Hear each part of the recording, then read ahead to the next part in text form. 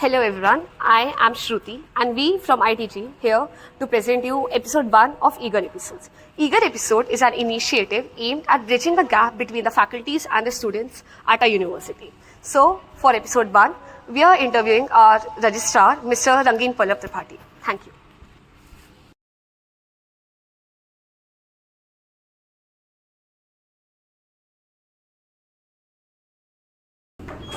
Hello sir, I am Shruti from IDG. Hi Shruti, How are you sir? I'm good. How are you? I'm fine, thank you. So sir, how's your day been so far? My day, mostly a blur. Right? Matlab, you were recently appointed as a registrar, so Yes. how your life changed after? How's your day in a registrar looks like? Well, you meet a lot more people than you otherwise would Yeah. meet, and there's a lot more work. Yeah. Right? But one of the good parts of the day still for me is when I get to take classes. Right. So today I had a class. Right. So for me, that's kind of relaxing at one point. Right. That I can go to class Yes sir. still now. But yes, life changes dramatically in this particular post. There's a lot more work. The stakes are much higher because the kind of work that you're involved in has long-term consequences, not simply for yourself, but for people, Yes. right? And for the institution. So yeah, the pressure is a lot more for sure. So like you had mentioned, like you like teaching. So you have been here since 2010. Yes. So what inspired to be a teacher and how's your journey been so far? I don't know what inspired me. For me, somewhere around the second or third year of my law, I can't pinpoint to an inspiring moment Yeah. or an inspiring occasion, something like that. It's just something I grew up realizing that this is something that I want to do. There was a lot of clarity, thankfully, on my part. You right? want to be a teacher. Yeah, that if given an opportunity, this is what would be my first preference. I had that clarity much early in my life, right? That was true for my studies also. Like somewhere around 7th standard, I knew that I'm going to study humanities, that I'll study arts, right? Somewhere around first year of arts, I knew that okay, law is my first preference. If I don't get through law, something else. Similarly, once I started studying law, I was pretty clear in my mind that if I get the opportunity, right, then being an academic would be my first option, and then thanks to God, I got that opportunity. That's what I'm always thankful for, Yes sir. because I'm aware of people who had, that thing in their mind that they would like to go for teaching or for something else, and that opportunity did not exist. Not that they were not good enough for it, but the opportunity itself did not exist, right? So I'm always very thankful for that I got to do what my first preference was. Yes, sir. And sir, you are also an Fulbright postdoctoral Harvard research scholar at Harvard Law School. So, how easy or difficult was it to blend in with the US culture? You have any incidents? It's not very hard actually, right? To be very honest to you, I think I was in one of the best places that one could be, right? Boston is highly multicultural. Yes, sir. And you have a diverse set of people coming from all over the world. The student demography is diverse. The place is diverse. So I personally actually did not face a lot of difficulty in terms of settling in terms of people. Right? Yes, the climate was a challenge. Right? The day I left India, it was 35 or something, and I landed up in -20. Oh, that's a huge difference. Right? But in terms of people, actually, I think that history of multiculturalism kind of, helped me, at least the parts of the town that I were in, the place that I was going to. I didn't have that big of a difficulty. People were generally nice, people were generally decent. Yeah. And as long as you kept that in mind, things were easy, right? Of course. And like knowing different people from different backgrounds, this always helps you. Like for me also in the college, when I meet people from different parts of the country, it's nice to know about different perspectives, different ideas. Yeah, it makes you more tolerant if you have the right attitude. It can make you intolerant as well, but it can also make you very tolerant. It can create acceptance in you that the world is beyond your own point of view, right? That you are just a tiny person in this vast universe, and there is so much variety in this world, and there is no one way of thinking about things. There is not one right thing. Yeah, of course. There is not one right opinion. The sheer diversity of lived experiences, the sheer diversity of how to think about things, not simply thinking about different things, but how to think about the things, process. right? Yeah. So I think that's very important in life to have that exposure. It humbles you at many levels. Yes, sir, absolutely. Sir, so we heard from our seniors that you give many movie references while teaching. Okay. So, how movie influences you or shaped you as a person? That's something I don't know if I'm the right person to. I don't know how it shaped me, right? That's a difficult question to answer. But yes, I watch a lot of movies, I watch a lot of TV shows. When I had a bit more time, I used to read a lot of novels, right? So I watch a lot of sports. Those things have been a very integral part of my being. Contrary to what some of my friends also believed at the time when I was a student, I was never the studious person, right? I was not the studious person, right? So I was always into a lot of sports, watching, playing both, watching a lot of movies, watching a lot of TV shows. That has always been a part of me, right? And how do I put it? I think I don't know how it can bring about positive things in you, negative things in you. I've never given it that much of a thought.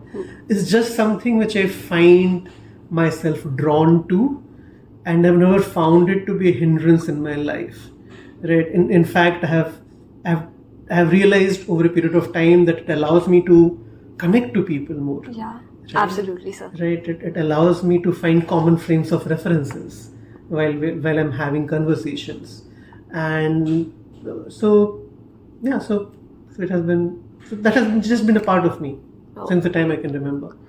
Okay, sir. Sir, so if you don't mind, should you walk around the campus and Yeah, sure, why continue not? the interview? Why not? I can carry my phone with me. I don't know when I might get Yes, a sir. call. So. Thank you. Sir, so last year in Kaidan we saw your performance. Okay. And so are you planning to do something this year also? Not yet. I haven't found the time to plan it. Right? And I'm generally not the dancing person in terms of culturally. So, but last year, though, we all were amazed by your performance. So I'm more into writing poetry. I sing very bad, but I love singing. Right? But over a period of time, I have realized that it's not important how much I love it. I should not torture people. Right? So I've kind of refrained from doing that.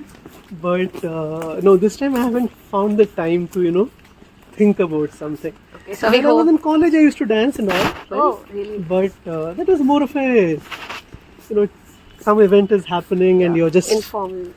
not informally. I used to dance on stage. Oh, right. Like for our badge performances and things like that. But that was more of a, how to put it? I'm not into dancing. If I can make myself clear by that, I'm not into dancing. Oh. Right? I dance because it's fun. Yeah. Because you're doing something as a batch. Yes, sir, of course. Sir, so you mentioned about poetry. Yeah. So you write poetry. I used to. Now it has reduced a lot. So do you remember your first poetry, or you could just, we can listen some of your poetries? My first poetry was way back. I think I was in class 3 or something. Oh, really? It was in Odia. Oh, okay. Right. So, that was long way back. I remember Sorry. that moment, right?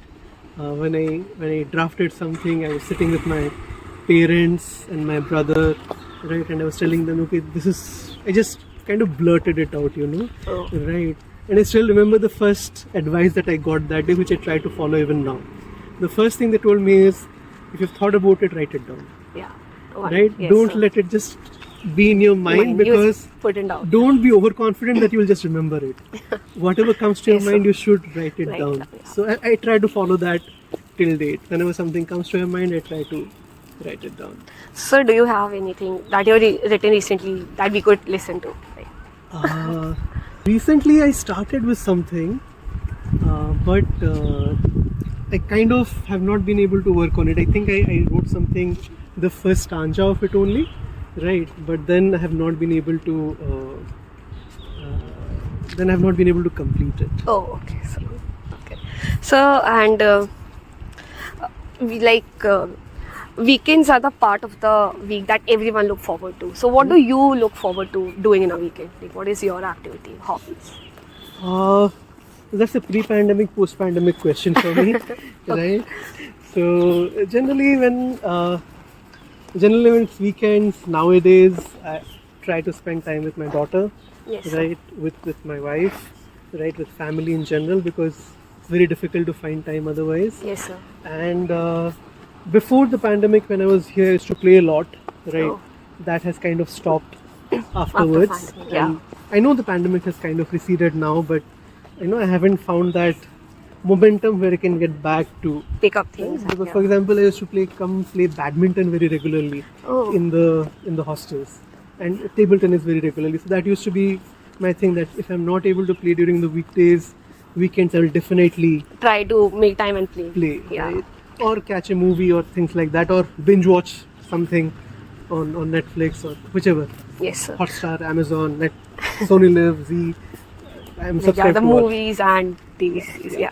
So, like you mentioned about your daughter. So, how your life changed after the birth of your daughter, and how changed you as a human? Well, it scares you a lot, I think. Right? You become. At least that's what happened to me, right? And especially also, I think, because I became a parent in the middle of a pandemic, Okay. right? So, an infant, a baby, right? She needs you in a manner that no other human being in this world needs you, right? Yes.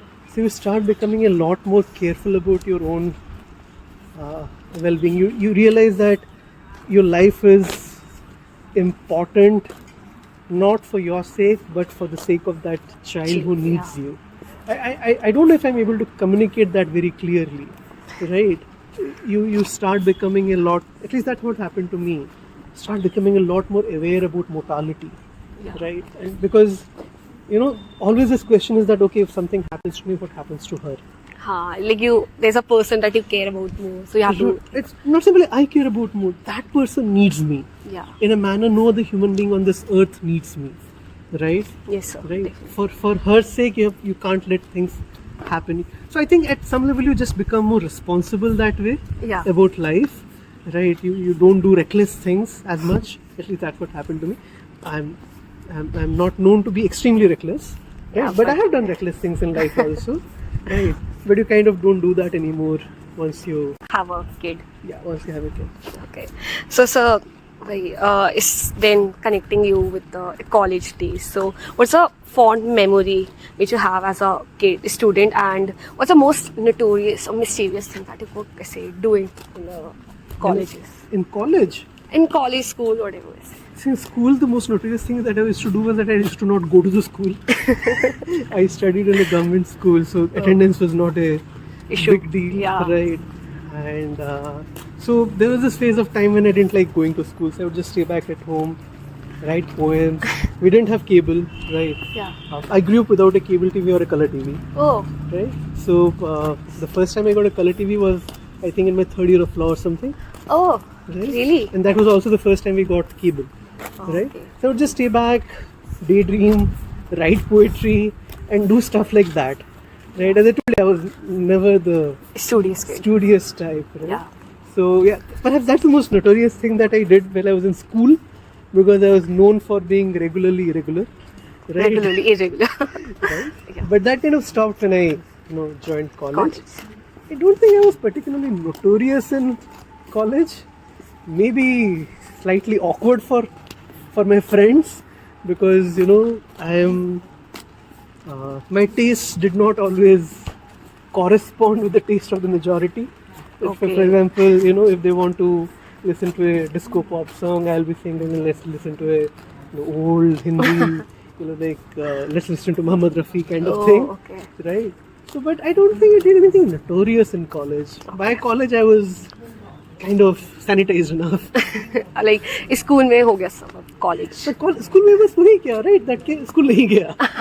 There's that phase of time. Yeah. But other than that, I was not the trouble kid. Okay, nice. So, sir, what is the most boring lecture which you delivered, or which you thought ki was not that good, which even you knew ki it was boring? No, there were definitely days like that. Those days still happen, right? To pinpoint a lecture after 13 years of teaching is very difficult, right? But there are surely days where either I am not in the best frame of mind, or the students collectively are not on the same page for some reason or the other. And those things happen, and those things can happen all the time. You're never out of it. See, you have to understand that, teaching, taking classes, it's not something that you become good at once and then you stay good forever. Yeah, it's Every class you have to be good, right? It's something as simple as acting or being in sports. I played well in the last match doesn't guarantee that I will play well in the next match. And that humility is important, that acceptance is important, that every time you have to approach with the same amount of seriousness, the same amount of sincerity, that this matters, that this requires hard work for me to succeed. Yeah. So when it doesn't gel, there are bad days even now. Yeah, of course, absolutely, sir. So, sir, who was that person who you see as a mentor in your life? I don't see a single person as a mentor. There are many people who have played a very important role in terms of the values that I try to live with. Okay. Right? My parents are there. Right? Many teachers are there. There are friends. Right? So it's very difficult to pinpoint a single name. Right? Because for me, I'm open to this idea that I can be learning from anybody at any point of time, right? There's so many important things that you can learn from watching people who are 10, 15 years younger to you. Yeah. Right? About how they handled a particular situation or how they handle a particular life. So for me, it has been mostly that there have been people in my life who have either actively guided me on the right path, or who I have benefited by observing them doing the right thing, taking the tough decisions, taking hard decisions, but right decisions. Yes, sir. Because what is right is not always what is easy. Of course, absolutely. Right? If you remember Dumbledore's speech from the first Harry Potter movie. You don't? I am a Potterhead. You are a Potterhead, you don't remember? No, I haven't watched first movie in a long time, but... Yeah, so at the end of the first movie, when Dumbledore is awarding last minute points. Oh, yeah. Then he, I recall, right? yeah. So there are decisions which are easy and there are decisions which are right. And Yes, sir. they're not always The same, yeah. Of course, absolutely. So there are things from every person we can learn from. Yeah, and you need to be open to that idea. Yeah. Right? That see, the person is not important. There are flaws in all of us. There are good things in all of us. Yeah. It's about whether we can be open to the idea of learning, right? And I don't think there should be any hierarchy in that. Yeah, absolutely. For our next segment, it's completely unique. You have never heard of it. It's called Rapid Fire. So, sir, just you have to say whatever comes to your mind, okay? Your favorite dish. Pakhada. It's You know what's pakhada, right? No, sir. Okay. I'm not from Odisha. Okay, Can you're you not from explain? Odisha. So pakhada is this traditional Odia food. It's rice fermented in water, either overnight or for 2 nights, and then you either have it with lemon or you can put curd in it, and you crush chilies in it, and so that's a summer dish. So that's that's my one true indulgence. Dish, okay. I'll try this. It's your recommended dish. So.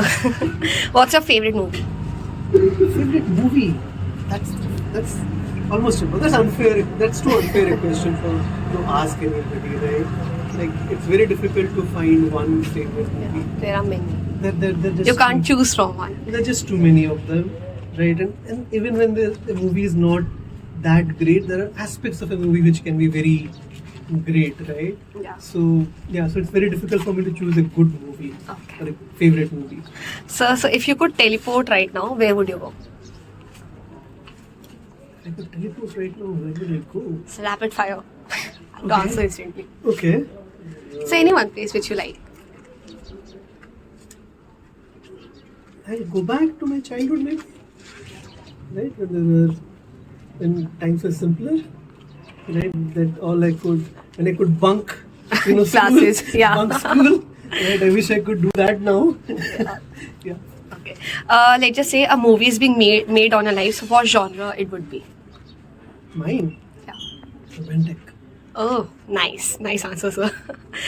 If you could make one wish come true, what would it be? One wish come true.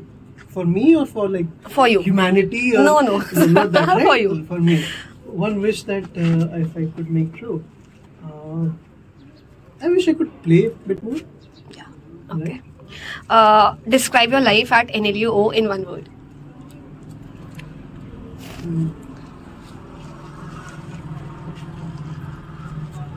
This is not a rapid fire. So the any question. word. Describe my life at NLUO in one word.